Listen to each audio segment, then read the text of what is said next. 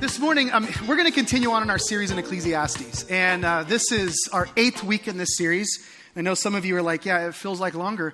But if you've been here for any part of it, you know that the book of Ecclesiastes, which is this book in the Old Testament, is really, really unusual. In fact, it's unlike just about any other book that we read in the Bible. But it also delivers a type of wisdom. It delivers a perspective on life that I actually think is incredibly relevant for today. Like, I think what Ecclesiastes is talking about, if there was ever a generation, I'm sure everybody needs to hear it, but if there was ever a generation that needed to hear the message of Ecclesiastes, I think it's this one right now. I think it's us that are living and breathing in this day and age that need to hear this. And so while it's different, I think it's also been really good, and it's helpful for us to see these things. Today, I just want to dive right in. I want to just jump into chapter 9. We're going to read it, and then I'm going to explain it after I get to reading it. And if you brought a Bible with you, you can open it up, a device, if you have the big leather-bound family Bible, whatever it is. And if you don't, no worries, because it will be on the screen. So here it is, Ecclesiastes chapter 9. Fasten your seatbelts. So exciting and encouraging every single week. Here it is. So I reflected on all of this and concluded that the righteous and the wise, what they do are in God's hands, but no one knows whether love or hate awaits them. All share a common destiny, the righteous and the wicked, the good and the bad, the clean and the unclean, those who offer sacrifices and those who do not. As it is with the good, so it is with the sinful. As it is with those who take oaths, so it is with those who are afraid to take them. This is the evil that of everything that happens under the sun. The same destiny overtakes all. The hearts of people, moreover, are full of evil, and there's madness in their hearts while they live. And afterward, they join the dead. Anyone who's among the living has hope. Even a live dog is better than a dead lion.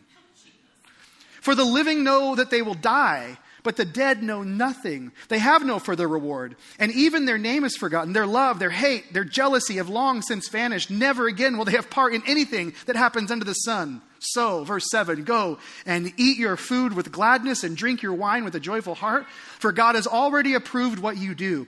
Always be clothed in white and always anoint your head with oil. Enjoy life with your wife whom you love all the days of this temporary, now we understand the word, temporary life that God has given you under the sun, all your temporary days. For this is your lot in life and your toilsome labor under the sun. Whatever your hand finds to do, do it with all your might. For in the realm of the dead, where you're going, there is neither working, nor planning, nor knowledge, nor wisdom. And once again, we just say thank you for the inspiring, encouraging, joy-filled message of Ecclesiastes, right? Now, if you've been here for any part of this series, you read chapter 9 and you go, well, this sounds a lot like every other chapter that we've read, right? Sounds very similar. Doesn't it seem like, obviously the writer of Ecclesiastes did not take any sort of creative writing course, did he? Because like chapter after chapter, the plot is the same. It just seems to sort of ride along the same plane. We keep hearing the same thing, and it's very repetitive. In fact, for some of you, you're probably like, yeah, it's repetitive enough that I'm getting fatigued.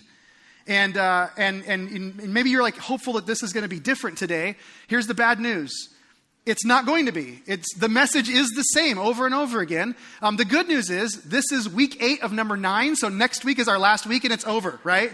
So just there's relief on the horizon.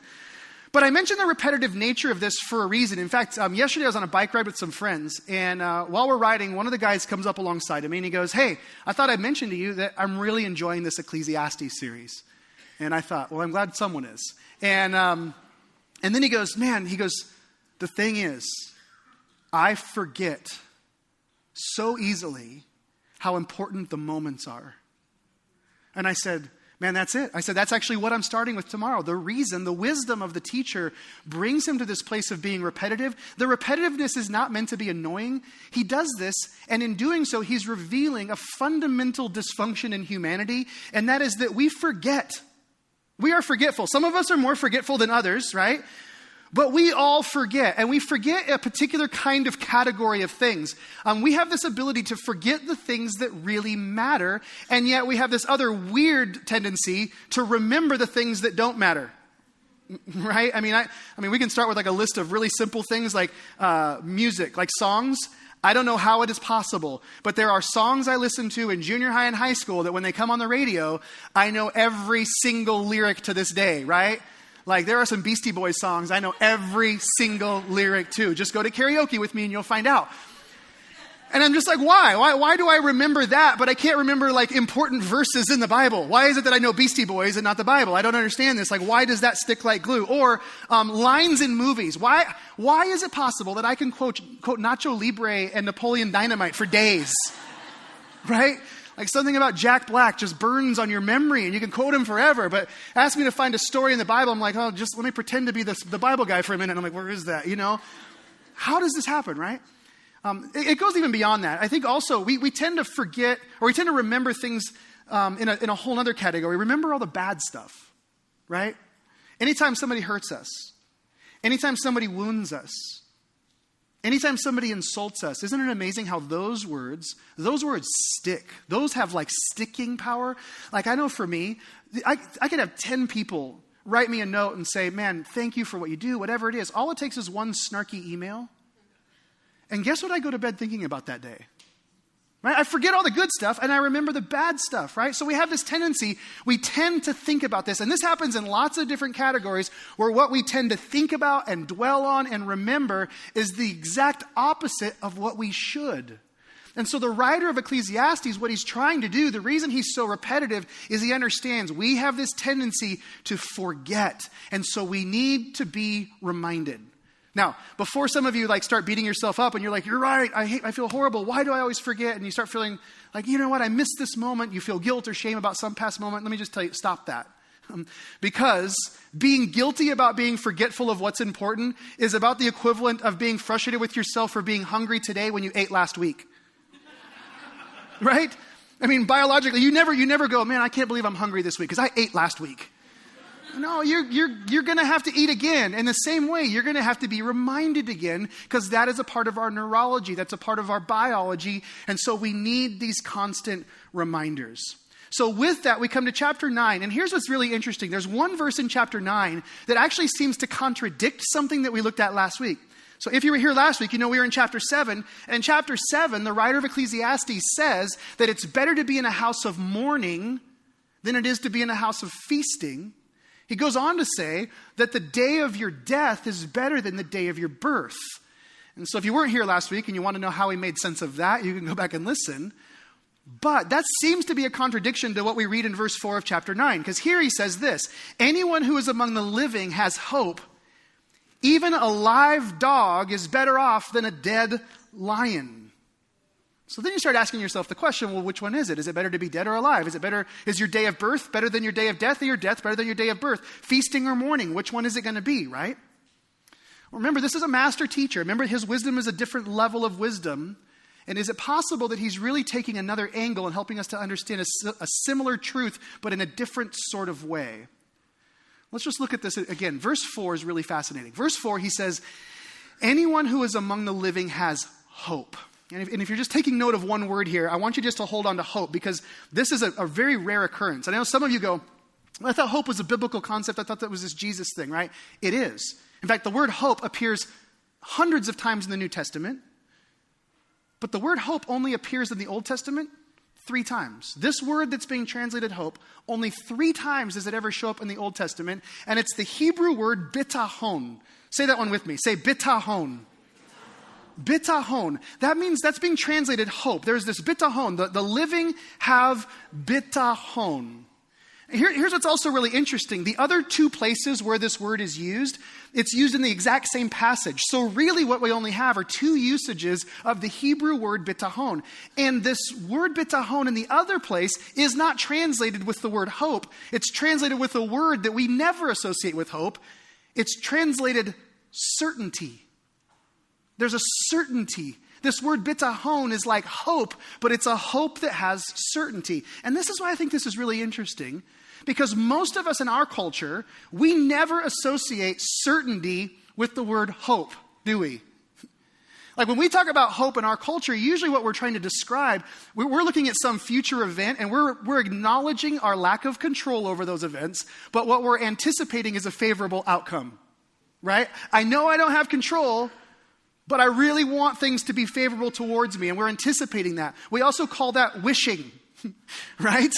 So in our culture, hoping is more like wishing. When we say, I hope it's sunny tomorrow, well, we're wishing it's sunny tomorrow. We don't, right? We have no guarantee of that. We say hope. We say things like, I hope I have enough money to pay the bills.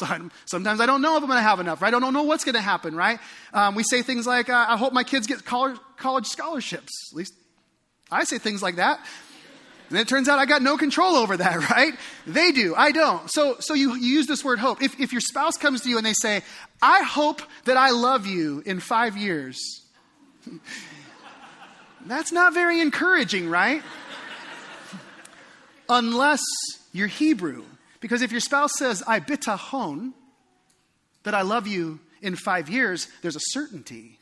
So this idea of hope is really this idea like there's a sense of living in this moment with a knowledge of something that is influencing you in a unique way. And so the true living have this hope. What is their hope? What is their certainty? Well, the true living are aware, and this isn't going to be very profound, they're just aware that they're alive. That's what he gets to in this. Because right after this, he says it's better to be a live dog than a dead lion. The certainty is the sense that I'm alive. Now, we kind of lose this because the metaphor is lost on us in our culture because we don't see things the same way they do in this culture. First, like lions, let's just for a second look at this picture of a lion. Lions, when you see that, there's this thing that rises up inside of us where we go, man, that's a beautiful animal, right? There's a kingliness to this animal, right? There is a beauty, there's a strength, there's a power, there's control, there's a sense of like royalty when you see a lion, right? Interestingly enough, ancient culture saw the lion in the exact same way we do. Lions represent this honor, right? It's this beautiful, elegant animal, right? Dogs, on the other hand, in ancient culture were very different than dogs in our culture. So this is my dog, I'll introduce you, this is Koa. Yeah, Koa is, that's how I feel every morning when I wake up and see her face. My kids get jealous. I think there's more pictures on my phone of her than them, but that's a different story. I'm empty nesting. They've kicked me to the curb. So anyways, so Koa, this is Koa, and this is one of my 2 dogs. The other dog doesn't deserve a picture on a screen like this. She's scary. But this is Koa, and she's beautiful. And some of you, if you've ever seen my other dog, you know that that's true. I noticed this yesterday. So I love Koa. And yesterday, this week, I was interacting with her, and I realized I refer to myself as dad to her, which is really weird when you think about how much I have humanitized her. I'm dad, and you are what? My daughter? I don't. And do you know other people that that's how they interact with their dogs? They talk to their dogs like they're people. They refer to themselves as mom or dad. Oh, go see mom, go see dad, right? And they talk like this. And you're at some point, if you stop and see that from the outside, you're like, that's weird. Right? Take it one step further. Next picture. This is Koa and Millie. Millie is Nathan, our worship pastor. That Millie is his dog. Millie is Koa's little sister by 6 months. The reason they're together in this picture is that we have play dates. We schedule play dates for our dog. If you would have told me 10 years ago that my dog would have play dates with other dogs, I would have been like, you're ridiculous. Dogs, there's no way. And yet this is sometimes they just need a play date. And I don't know how we know, we just know, and they get together and they do this. And so in our culture, we get kind of carried away with the whole dog thing. We don't view dogs the same way. A couple more evidences of this. This is a line I'm not willing to cross. This one here. I don't know under what circumstances you need to do this. Right? This is just kind of weird to me, but I do like it looks very sturdy, whatever that thing is. This next one takes it to a level I'm just almost, my stomach turns on this one. I mean, look at him. He's like, I bet you didn't notice my beagle. I saw this week and I was like, that guy, man card taken right there.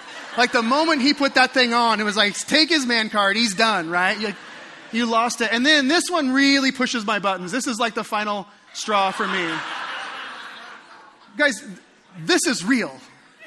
People buy these for their dogs. And by the way, if you're one of these people and you're offended, fine, okay?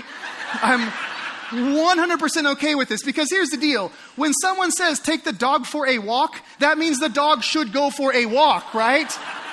Not hey, we got a stroller specifically made for a dog, right? Because your dog just wants to see the sights. No, your dog wants to run and play. Stop this, right? Don't even get me started on airplanes, okay, and dogs and the whole thing. The whole point is this. The whole point is that in our culture, dogs have special treatment, right? Like, I mean, when you hear someone say in our culture, better to be a live dog than a lion, you actually go, well, actually being a dog in our culture is way better than being a lion in our day and age, right? You get poached if you're a lion. You get poached eggs if you're a dog in our culture, right? That's the kind of difference, right? To the ancient Hebrews, the dog was not what the dog is today. The dog, there are these stories in ancient history of dogs going into battlefields and ravaging the carcasses of humans. They were scavengers. Dogs were like buzzards. Dogs were despised. They competed for sustenance in a community. They were hated, right? Much like my other dog that doesn't get on the screen today. They were rodents like my other dog. We had an incident last night that involved a garden hose and latex gloves, and I'm not going to go any further, and my other dog. So evidence for dogs being disgusting is my other dog. And that's that other culture, right? So a dog is this disgusting thing. And anytime you see a dog reference in the Bible, just always remember this. A dog, it might as well be saying it's a rat. It's this disgusting creature. When David goes to Goliath and Goliath says, what, you come at me with sticks? Do you think I'm a dog? He's saying, do you think less of me? You think I'm a filthy animal? So this writer, this wisdom teacher says it's better to be a live dog than to be a dead lion. And what he's saying is this. He's saying it's better to be alive. It's better to be breathing than to be respected and honored and dead. Seems to be what he's saying, right? But then you get a little further and you realize he's also doing something else. He's drawing a distinction. He's with almost this razor sharp precision. He's drawing a line to help us understand a difference in how we understand our lives. He's helping us understand that there are times when we merge these two ideas about what it means to be alive, and when we do, it causes all sorts of pain and suffering in our lives. Like, he goes on in this. Let me just read the next few verses to remind us. Verse 5, he goes, "For the living know that they'll die, but the dead know nothing. And they have no further reward. Even their name is forgotten, their love, their hate, their jealousy, long since have vanished. Never again will they have a part in anything that happens under the sun. When you're dead, it all goes away. It's all forgotten. It doesn't matter." And what he's trying to do with this whole thing about a lion and the honor and all these different things versus the dog who lives this sort of disgusting life, he's making a point, and the distinction is this. He's saying there is a difference between the things that happen in your life and the fact that you have a life. There's a distinction between the things that happen in your life and the fact that you have a life. There's a difference. We tend to fuse these things together. We tend to associate the circumstances of our life with our life itself. We make them the circumstances. That becomes our life, not our life in itself. And what he's doing in this process of using this metaphor is separating the two. Let me give you an example. I don't know how many of you have followed the kind of Everest disaster that's been happening this year on Mount Everest. Anyone noticing that? Anyone heard about the news stories? Like massive crowds of people, short climbing window. 11 people have perished. I think it's up to 11, maybe even more now. And there's stories emerging of people standing basically in a line to get to the top of the mountain, which just sounds crazy, literally lined up for hours at 23,000 feet. And there's stories of people shoving each other and trying to get to the top so they can take their photo and then hurry back down and hope not to die, right? And I'm like reading these stories. And by the way, I've been on top of a few mountains with glaciers and snow at the top. And in fact, a few weeks I'm climbing Mount Kilimanjaro with World Vision, doing that. And let me just tell you this.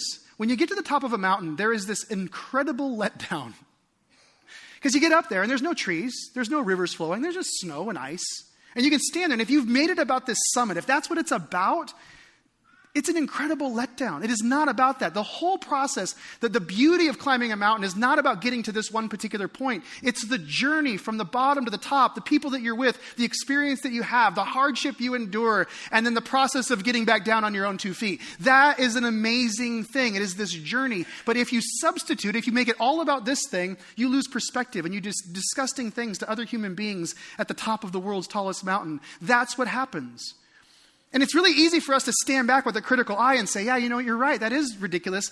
The problem is we do the exact same thing in every other category in our life. Like education, we make it about the wrong thing. I mean, how many of us at some point or another, we quit learning and we tried to get grades because we knew the GPA is the most important thing. Forget about learning. I just had to get the grade because Let me just tell you this. Listen, I'm going to ruin it for some parents right now because your kids are going to quote me. But after high school or college, when was the last time somebody ever asked you your GPA?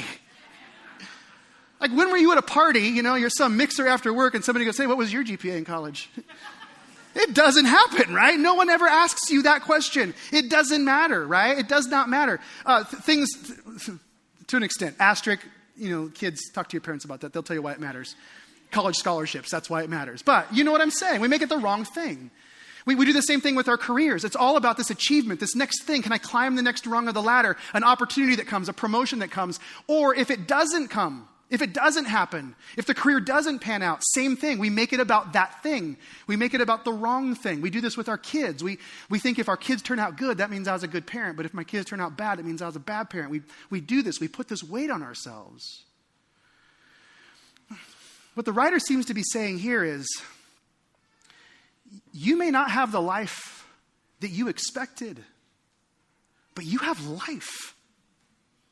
Like, quit looking at the circumstances and embrace the reality that you have life. Man, let me have you think about this for a moment. Did Jesus anywhere say that I have come to make all of your wildest dreams come true? That was actually Pedro in Napoleon Dynamite. See? Jesus actually looks at a group of people like us, his disciples, and what he says to us is, you're going to have trouble in this life. You're going to experience hardship. And what's also strange is to that same group of people, he also said, I have come that you would have life and that you would have life abundantly. Which then raises a question that we all have to wrestle with, and it's this. Can you have a full, abundant life and still have trouble? Right? How is it possible to have an abundant life if you don't have enough to pay your bills? How's it possible to have an abundant life if you don't get into the school you want? Or how's it possible to have an abundant life if you get into this career, this job, and it's the one that does pay the bills, but it turns out that it's mundane, there's no meaning in it, and it's boring, and week after week you say, why do I go there? Is it possible to have an abundant life if work is boring? Is it possible if things come your direction, if there are circumstances that take place in your life and they derail your dream of what your life would be, is it possible to have an abundant life? And the answer, obviously, is yes. And it's yes when you make the distinction between the things that happen in your life and your life itself. When you draw that line, when you cut on that razor's edge and you say, I am not defined by the circumstances of my life, good or bad, that's when you actually begin to enter into abundance. That's when you begin to become alive. When you say to yourself, good or bad, my circumstances do not define me, which means I can be living like a dog, but I have life. And that's better than being a lion and being dead, right? So there's this question that I think reveals how hard this is for us to distinguish. Oftentimes when we see somebody we haven't seen for a while, we walk up to them, we use this question, we go, hey, how's life? And usually what we do is we then answer by only telling them about the good circumstances in our life, right? Oh, life's good, man. Just depending on the relationship, we usually just stay shallow and we tell them all the good circumstances. But if you're the writer of Ecclesiastes and someone comes up to you and they say, how's life? Your answer is what? Pretty amazing, isn't it? Because this collection of dust has somehow been formed in such a way that oxygen is going in and oxygen is going out and blood is pumping through my veins, and I have the ability to just live whether my circumstances are good or bad. Life is good. Amen? Like, you're alive. I know your circumstances might not be what you wanted them to be, but the fact that you are alive is this gift, and when you realize this, your eyes are opened to new truths. All of this shifts our understanding of Ecclesiastes. If you look at the book of Ecclesiastes, and so far in this series, you're like, man, this is really dark and negative. Well, part of it is. But if that's all you're getting, and as much as we joke about it, the truth is you're missing the point if that's all you see. I just want to show you this. This is kind of a fun exercise I've done in the services this morning. At least it's fun for me, and probably like mildly fun for you. But check this out. Verses 7 to 10, just listen to him again. The last part of this, after these conclusions about if you're alive, then, man, you're alive, right? If you're alive, then that's a gift. Then he says this, go and eat your food with gladness and drink your wine with a joyful heart, for God's already approved what you do. Always be clothed in white and always anoint your head with oil. Enjoy life with your wife whom you love, all the days of this temporary life that God has given you under the sun, all your temporary days. For this is your lot in life, and in your toilsome labor under the sun. Whatever your hand finds to do, do it with all your might. For in the realm of the dead, where you're going, there is neither working, nor planning, nor knowledge, nor wisdom.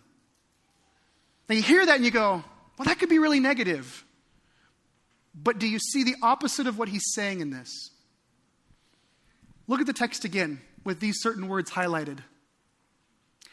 When you wake up to the gift that your life is not defined by circumstances, this is the gift he's telling you you'll be given. You will have gladness. There will be this joy that enters into your circumstances. When you begin to see this, the mundane suddenly begins to fill with life. There's things that happen, right? You'll realize that God has already approved of you. Just the reality, think about this. The reality that God has given you breath, and that you get to breathe in and breathe out, that in itself is a deep sense of God's approval over you. How much time do you and I spend trying to seek the approval of other people? Imagine waking up to a moment when it went away. It was short. Talk about temporary, right? But imagine understanding that life, you are approved in your life, that you get to enjoy life, that you experience love, that there's this idea of working. I know sometimes some of us go, man, work really is lame. But no, think about just the joy of sometimes you work with your hands. This week, my wife and I, we worked in our yard with our hands together. There was just moments where, like, even that is a gift, right? Planning, knowledge, wisdom, these are yours. These are the gifts given to the person who wakes up to the reality that my life is not defined by the circumstances of my life. There's a difference between what happens to you and the fact that you're breathing. And all of this works together. All of these things are taking place so that we become more aware. Because what the Bible is constantly trying to remind us of, the more aware you are, the more alive you are. The more aware you become, the more alive you become. Which means this, it is possible for you and I to move through our lives and all we're doing is going through the motions. We're not actually alive. But when your eyes are opened and you suddenly see, man, this moment in front of me, this is the only thing that matters. Like, this is the value, this is the beauty, this is the good, this is the joy. When you start to see this, you become aware and you come to life. Life comes to life in those moments. Something changes. One more thing, back to bitahon. Back to this idea of hope. I mentioned in the New Testament that the word hope is used over and over and over again. But the New Testament is also defined by a radical event that should absolutely, if the writer of Ecclesiastes hasn't convinced us to focus on the moment that's in front of us, then this will.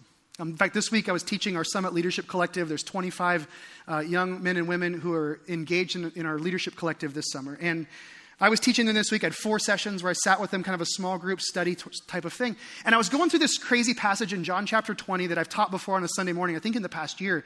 And there's this crazy story where Jesus is meeting with his disciples and he breathes on his disciples. And it's always this really weird thing, Jesus breathing on his disciples, like blowing his hot air on them. And so I read the passage and I'm going to ask a question. The question is, does anyone notice anything strange about this story? And so I said that. And I'm hoping the answer is going to be, yeah, Jesus breathing on his disciples. And one of the participants, she pipes up and she goes, yeah, that a dead guy just walked in the door. And we all kind of laughed and I was like, wait, you're right. That's way more weird than him breathing on people is the fact that he walked in the door, right?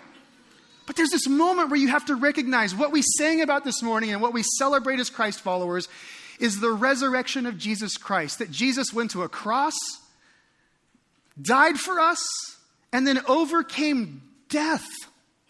If death has been overcome, then what kind of freedom does that deliver to us right here, right now? If the reality of the resurrection is true, that should give us bitahon. That should give us certainty. That should give us a hope that allows us to live in the now in a way we never dreamed we could. Amen? Would you guys stand with me?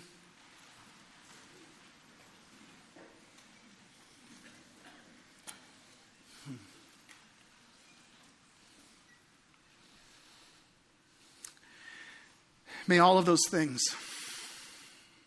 that make you forget the moment, may all those worries, may all of those regrets, may all of those concerns, may all of those distractions be put in their place by the beauty of the resurrection and the hope of Jesus Christ. In his name, amen. Amen. Next week's our last week in this series. Some of you, that's a good thing. Some of you, that's a bad thing. If you want to pray with somebody this morning, there's folks down front available to pray with. Be sure to talk to the This Mission guys.